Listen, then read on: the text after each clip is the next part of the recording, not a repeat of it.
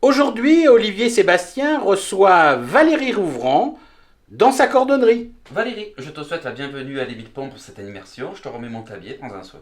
Oui, je vais en prendre soin. On va travailler sur une paire de chaussures Dame Charles Jourdan. Je sais pas si tu connais cette marque. Bien sûr, je connais. Une très belle marque, c'est pour ça que je te l'ai mise de côté. Donc voilà, en premier on va carder la chaussure. Très bien. Ensuite tu encolleras. Après tu appliqueras. Et moi je ferai la finition ensuite. D'accord? Allez, Allez, go. Comme une femme. Ça t'abîme pas, hein? Donc Voilà. après, il faut que- La chaussure encore c'est pas grave. C'est toi après au détour devant. Attends, je vais t'aider. Voilà.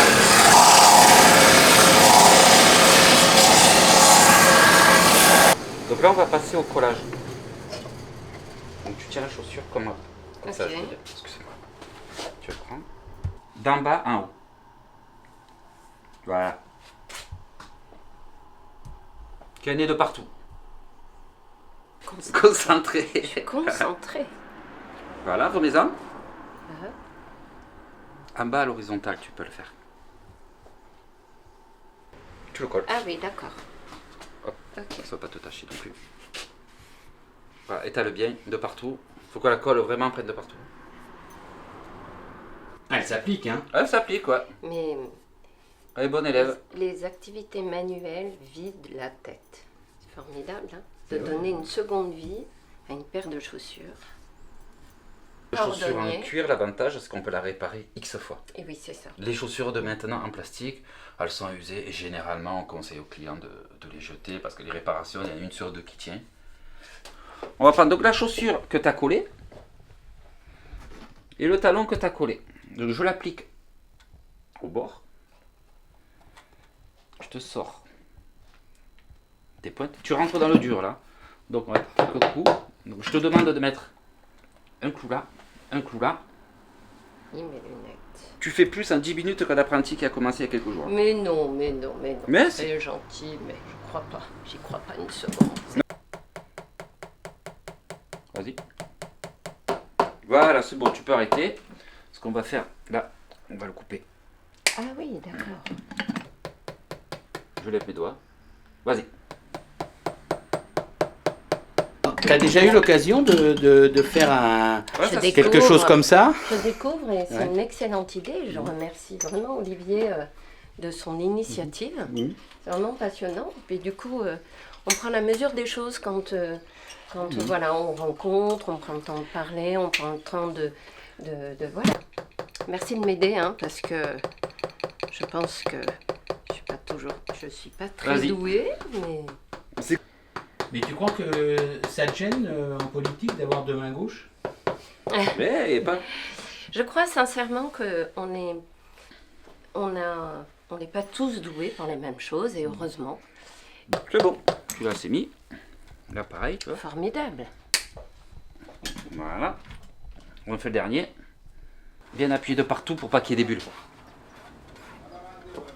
Et là, ton copain, Et alors un peu plus gros. encore Tu tapes. Formidable. Voilà. Donc souvent les cordonniers, ils vont avoir des presses. Moi, j'ai appris à travailler sans presse. Donc je suis au marteau au pied, je fais tout. Comme avant. Comme avant. Comme avant. Formidable. Je vous remercie Olivier parce que c'est vraiment... D'abord moi j'aime les rencontres, j'aime vraiment discuter avec toutes les personnes et puis là vous nous mettez en immersion.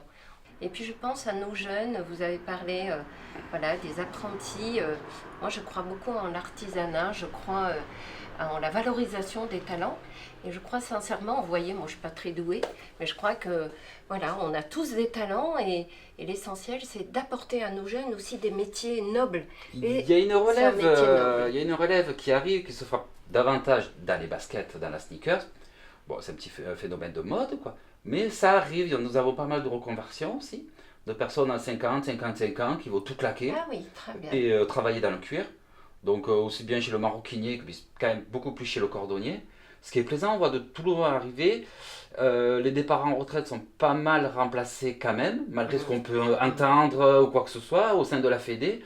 Bah, je peux vous dire qu'on n'a pas perdu forcément beaucoup de cordonniers quoi, ces dernières années. Alors vous me disiez un cordonnier de quartier, mais pas que, assez moderne, hein, puisque vous avez diversifié votre clientèle. vous êtes sur les réseaux sociaux et vous avez des clients qui viennent de toute la France, voire même au-delà. Je pense que maintenant, quand on est une entreprise, il faut être sur les réseaux sociaux. Point de vue Tout communication, à fait. on oublie. Moi, les réseaux sociaux, personnellement, ils m'aident énormément à voir le niveau des autres cordonniers. Donc, il y a un très haut niveau sur Paris, les cordonniers italiens, Tout à fait. je leur vole beaucoup d'idées. Et le but, c'est de travailler, c'est de vivre de sa passion et de payer ses factures.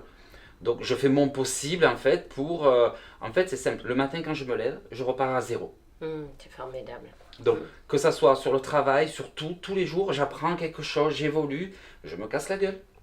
Mais le lendemain, je me relève, c'est une nouvelle journée. Allez, on fonce.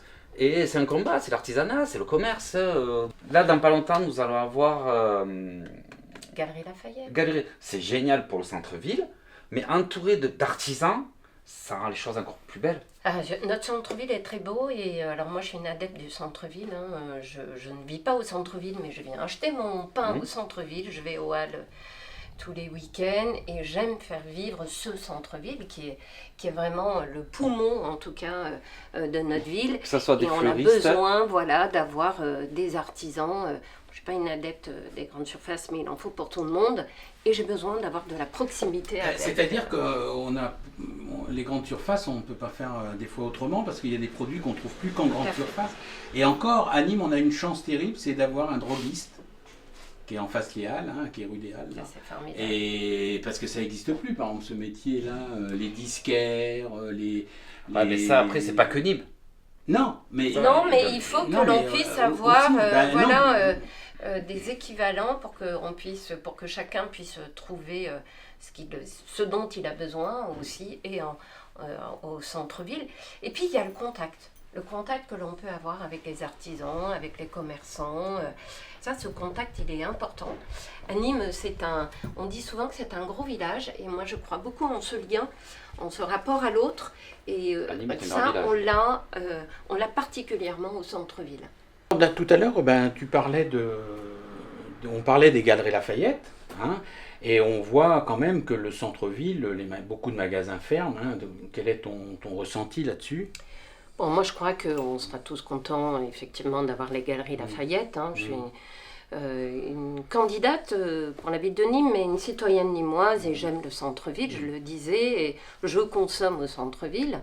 Donc les Galeries Lafayette, tant mieux, mais il ne faut pas que ce soit au détriment des commerçants locaux.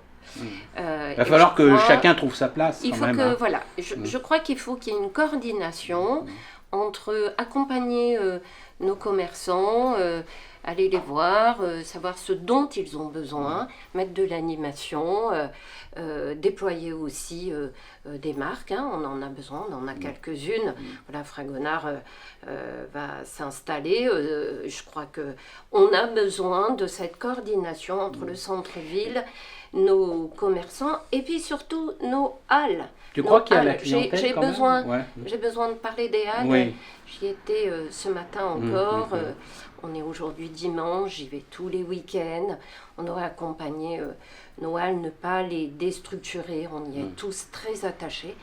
Et je crois qu'une initiative ne doit pas impacter d'autres oui, tout le monde activités. doit travailler ensemble, et puis de toute façon c'est ce qui génère aussi le monde. Et alors donc on va faire un point justement, tu parlais des halles, c'est aussi pour ta campagne, tu es la première à t'être annoncée. Et c'est pas un marathon là dans lequel tu t'es lancée ? Oui, c'est un marathon, mais je m'y prépare depuis longtemps. Quand on est candidate pour une ville de plus de 150 000 habitants, ça ne se déclare pas du jour au lendemain, on s'y prépare. Après, la déclaration officielle est une suite logique. Pourquoi cette déclaration si rapidement ? C'est que j'ai lancé une consultation citoyenne Dites-moi tout et je vais au contact des Nîmois chaque semaine pour avoir leur avis, pour les écouter. Je crois qu'on n'a pas l'habitude ici à Nîmes d'écouter les Nîmois.